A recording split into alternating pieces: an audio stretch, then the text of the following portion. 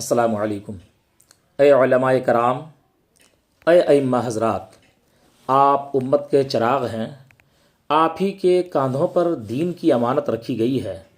آج کے اس شور و شرر والے زمانے میں باطل کی آوازیں ہر سمت گونج رہی ہیں اور افسوس حق والے خاموش نظر آتے ہیں۔ یہ دور الیکٹرانک میڈیا کا ہے، ہر ہاتھ میں موبائل ہے، ہر گھر میں ٹی وی، سوشل میڈیا پر گمراہ کرنے والی تقریریں بے شمار ہیں۔ وہ جھوٹ بول کر بھی پوری دنیا میں سنے جا رہے ہیں اور ہم سچ بول کر بھی مسجد کی دیواروں سے آگے اپنا پیغام پہنچا نہیں پائے۔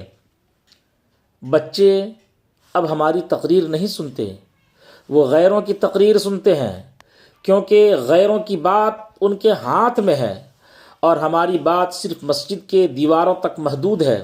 تو پھر سوچو، اگر بچے گمراہ نہ ہوں گے تو اور کیا ہوں گے؟ میری آپ سب سے عاجزانہ گزارش ہے کہ ویڈیو پیغام، electronic media, print media, social media اور انٹرنیٹ کے میدانوں پر توجہ دیں۔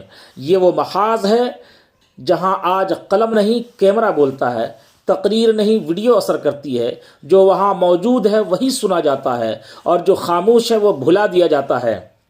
تو نے پوچھا ہے مجھے درد کہاں ہوتا ہے؟ ایک جگہ ہو تو بتاؤں کہ یہاں ہوتا ہے۔ جب دین والے خاموش بیٹھیں اور گمراہ لوگ آواز بن جائیں۔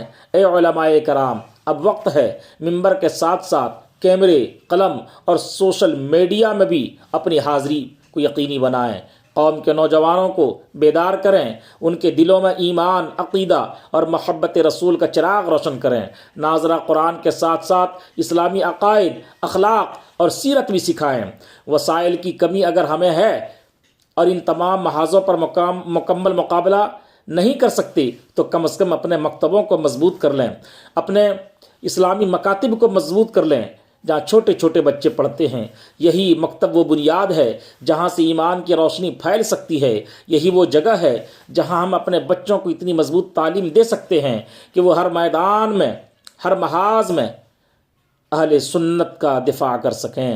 یاد رکھیں، اگر آج ہم نے امت کو بیدار نہ کیا تو کل گمراہی ہمارے نوجوانوں کا مقدر بن جائے گی۔ اٹھو، جاگو، یہ وقت صرف وعظ کا نہیں بلکہ عمل، بیداری اور پیغام حق کے فروغ کا وقت ہے۔